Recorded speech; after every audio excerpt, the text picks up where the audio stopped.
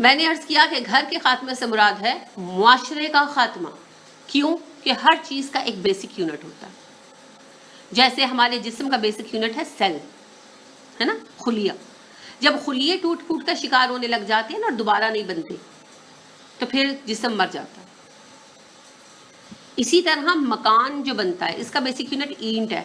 اگر اینٹ کچی لگا دی جائے تو مکان مضبوط ہوگا؟ نہیں ہوگا نا، بارشیں آئیں گی مکان گر جائے گا. اسی لیے پکی اینٹ لگائی جاتی ہے. تو معاشرے کا بیسک یونٹ کیا ہے، اکائی کیا ہے، بنیادی اکائی کیا ہے معاشرے کی؟ نکاح، گھر، فیملی یونٹ. تینوں لفظ ایک دوسرے کے جو ہے نا مترادف استعمال ہو سکتے ہیں. شادی بیسک یونٹ ہے کہہ لیجیے، یا گھر، یا ایک فیملی یونٹ. یہ اکائی ہے. یہ ایک ایک گھرانہ ملتا ہے، یہ ایک ایک اینٹ ہے، ہر گھر ایک اینٹ ہے. یہ اینٹ ایک دوسرے کو سہارا دیتی ہے اور ایک معاشرہ بنتا ہے. اب جب اینٹیں کچی ہوں گی یا ٹیڑھی ہوں گی یا گنیے سے باہر ہوں گی تو یا آپس میں جڑی ہوئی نہیں ہوں گی تو سوال یہ پیدا ہوتا ہے معاشرہ کیسے بنے گا؟ کسی معاشرے کو، کسی تہذیب کو، کسی مذہب کو تلوار سے، بندوق سے نہیں ہرایا جا سکتا، ایٹم بم سے نہیں ہرایا جا سکتا. ہرایا گیا جاپان کو، نہیں ہرایا گیا نا. ایٹم بم گرایا، 2 شہروں پر گرایا، 2 شہر ختم کر دیے، صفحہ ہستی سے مٹا دیے. کہانی یا جملہ نہیں ہے، حقیقت ہے. لوگ اویپوریٹ ہو گئے، بھاپ بن کے اڑ گئے ایٹم بم سے. یہی ہوا. لیکن کیا جاپان کی تہذیب کو مٹا سکے، ہرا سکے؟ جاپان دوبارہ کھڑا ہو گیا اپنے قدموں پر. کسی تہذیب کو، کسی نظریے کو، کسی طرز حیات کو جنگی ہتھیاروں سے ختم نہیں کیا جا سکتا. ہاں، اس کو مٹانا ہے ان کے معاشرتی طرز زندگی کو مٹا دو. اور معاشرتی طرز زندگی کو مٹانے کا طریقہ کیا ہے؟ گھر ختم کر دو. کیونکہ گھر ایک دوسرے سے جڑا ہوا ہوتا ہے نا، ایسے یہ ایک جوڑ ہے، جیسے آپ کی انگلیاں جڑی ہوئی ہیں ایک دوسرے کے ساتھ، ہے نا، موو کرتی ہیں. آپ جب کوئی چیز پکڑنا چاہتے ہیں پورا جسم ساتھ دیتا ہے. آپ اپنا ہاتھ آگے بڑھاتے ہیں، پورا جسم ساتھ دیتا ہے اس موومنٹ کے اندر. اسی طرح ایک بچہ، چھوٹا سا بچہ کوئی کھانا کھانے لگتا ہے یا کوئی کام کرنے لگتا ہے، پورا خاندان اس کو سپورٹ فراہم کر رہا ہوتا ہے نا. پورا خاندان اس کے اندر شامل ہوتا ہے، چاہے وہ اس وقت موجود ہے یا نہیں. کما کر لانے والا، پکا کے رکھنے والا، بچے کو اٹھا کے بٹھانے والا، اس کی نگرانی کرنے والا، پورا خاندان. اور اصل میں پوری قوم مل کر ایک بچہ پالتی ہے. اور قوم کیا، معاشرے کا بنیادی یونٹ کیا ہے، اصل اکائی کیا ہے؟ گھر. تو جب یہ گھر نہیں رہے گا تو معاشرہ نہیں رہے گا. آپ کا تمدن ختم ہو جائے گا، آپ باقی رہیں گے، آپ کی شناخت باقی نہیں رہے گی. کوئی نہیں جانے گا یہ مسلمان ہے. اگر آپ اس کی حقیقت دیکھنا چاہتے ہیں تو آج بھی جو یورپی ممالک ہیں اور امریکہ ہے، وہاں جو مسلمان ہیں آپ دیکھ لیں، آپ کیسے شناخت کریں گے انہیں اور دوسروں کو. اور صرف انہی کی بات نہیں ہے، مجھے آج بھی یہ چیز ایک خواب کی طرح یاد آتی ہے کہ جب میں چھوٹی تھی تو ہمارے گھر میں black and white T V ہوا کرتا تھا، تو اس پر نیوز دیکھی جاتی تھی، خبریں سنی جاتی تھیں، خبرنامہ پی ٹی وی پر. تو اس میں فلسطین کا مسئلہ بہت ہاٹ ایشو تھا. تو فلسطین کی خبریں آیا کرتی تھیں. تو فلسطین کی اس زمانے کی جو امبیسیڈر تھیں، سفیر تھیں، وہ ایک خاتون تھیں، مجھے ان کا نام یاد نہیں ہے. تو وہ آیا کرتی تھیں، تو یعنی ان کا حلیہ، ان کے بالوں کا سٹائل اور سب کچھ بالکل پتہ نہیں چلتا تھا کہ آیا یہ اسرائیلی ہیں یا یہ فلسطینی ہیں. میری بات سمجھ رہے ہیں نا آپ؟ اصل مسئلہ یہی ہے، ہم نے اپنی شناخت کھو دی، ہم نے اپنا آپ کھو دیا.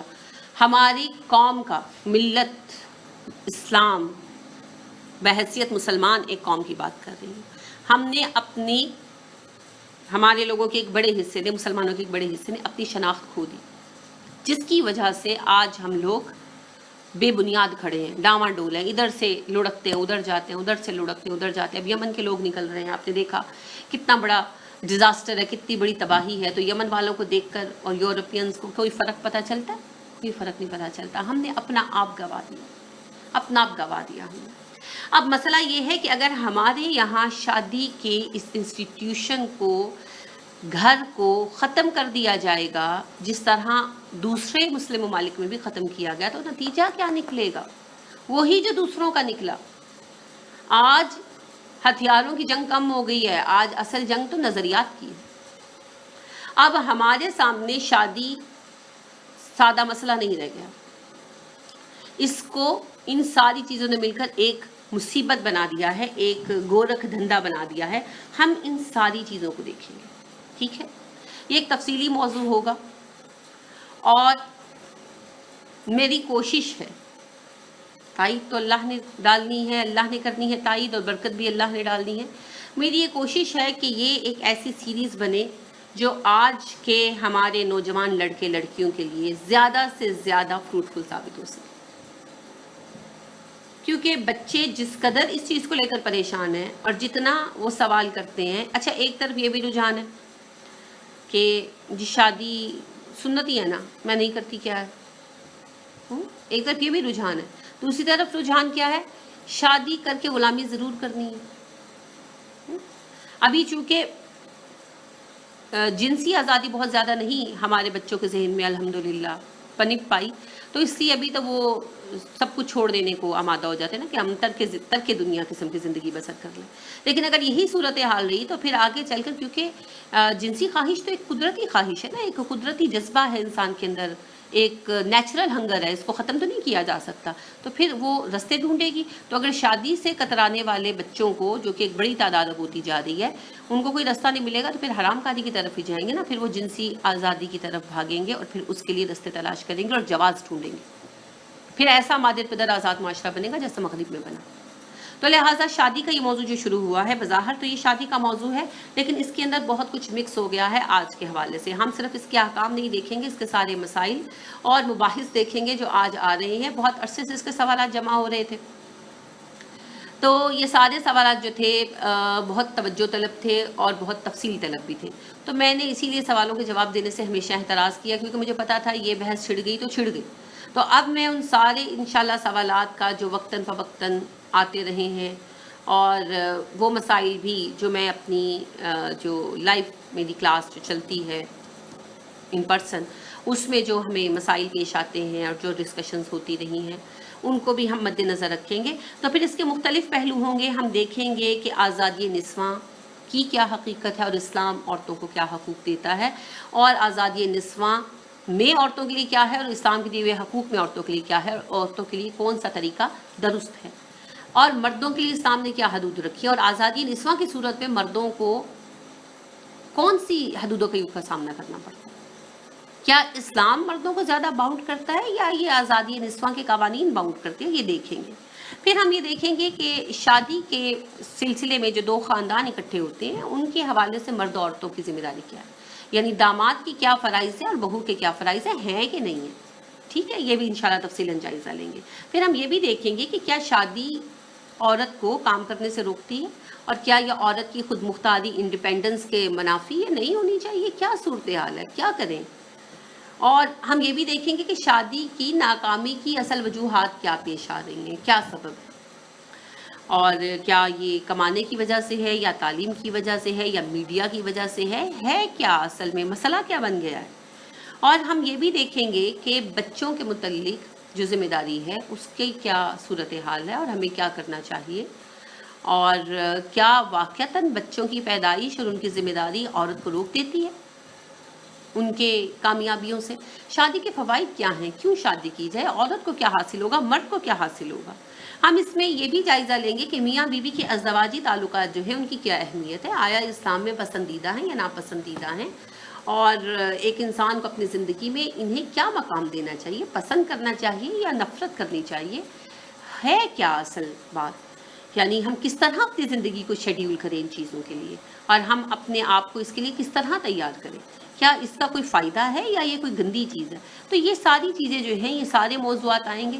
پھر انشاءاللہ بیچ میں کوئی سوال آیا تو اس پر بھی بات کریں گے، اور اللہ رب کریم ہمیں توفیق عطا فرمائے. یہ بہت ایک کرٹیکل موضوع ہے، لیکن مجھے اللہ کے فضل سے امید ہے کہ میں اسے واضح کر سکوں گی. جو میرے ذہن میں ہے، میں جو سمجھ سکی ہوں، یہ ایک دن کے مطالعے کی بات نہیں ہے، یہ 2 دن کے مطالعے کی بات نہیں ہے، یہ سالوں کے غور و فکر کا نتیجہ ہے جو میں آپ کے سامنے رکھوں گی. کیونکہ جیسا کہ میں نے آپ کے سامنے عرض کیا کہ ایک عرصے سے میں عورتوں کو ڈیل کر رہی ہوں، اور ایک عرصے سے یہ مسائل میرے سامنے آ رہے ہیں، اور ہر مسئلے نے مجھے ایک نئے زاویہ فکر پر غور کرنے کی دعوت دی اور اللہ کے فضل سے میں نے کیا، تو یہ میرے سالوں کی برسوں کی محنت کا نچوڑ ہے، جسے انشاءاللہ میں آپ کے سامنے رکھوں گی، آپ کے ساتھ شیئر کروں گی۔ اس کا مقصد صرف اتنا ہے کہ آپ بھی اور آپ کے بچے بھی، ٹھیک ہے، یہ بچوں کو ضرور سنوائیں، کیونکہ ہم یہ سمجھتے ہیں کہ نہیں بچوں کو کچھ نہیں سنوانا چاہیے، نہیں ضرور سنوائیں، بچے سنتے ہیں اور سیکھتے ہیں اور آپ سے مجھ سے زیادہ سمجھتے ہیں، تو یوتھ کو زیادہ سے زیادہ سنوائیں، خود بھی سنیں، آپ کے ذہن بھی کلیئر ہونے چاہیے، بچوں کے ذہن بھی کلیئر ہونے چاہیے، تاکہ ہم اپنے معاشرے کو تباہی سے بچا سکیں، اور معاشرے کو تباہی سے بچانے کے لیے ضروری ہے ہم اپنے گھروں کو بچائیں، اور گھر ہمارا وہ مرکز ہے جہاں ہم نے رہنا ہے، اور یہی ہماری اصل کھیتی ہے نا، کیونکہ ہم نے جو بھی اعمال کر دیا اپنے گھر کے اندر رہ کر ہی کر دیا نا، تو آخرت کا پھر انحصار سب سے پہلے گھر پر ہونا ہے، اور یہ وہ رشتے ہیں جن پر ہمارا سوال ہونا، ٹھیک ہے۔ تو لہٰذا ہم دیکھیں گے کہ بحیثیت انسان ہمارے کیا فرائض ہیں، بحیثیت شہری ہمارے کیا فرائض ہیں، اور بحیثیت ایک گھر کا فرد ہونے کے ہمارے کیا فرائض ہیں، یہ ساری چیزیں اس میں خود بخود آئیں گی۔ تو ہمیں کس طرح ایک ایسا گھر بنانا ہے جو اسلامی معاشرے کی اینٹ بن سکے، اسلامی معاشرے کی اکائی بن سکے، ہمارے گھر وہ گھر کیسے بنیں گے جن پر اللہ کی رحمتیں اترتی ہیں، ہمارے گھر مسلمان مثالی گھرانے کیسے بن سکیں گے۔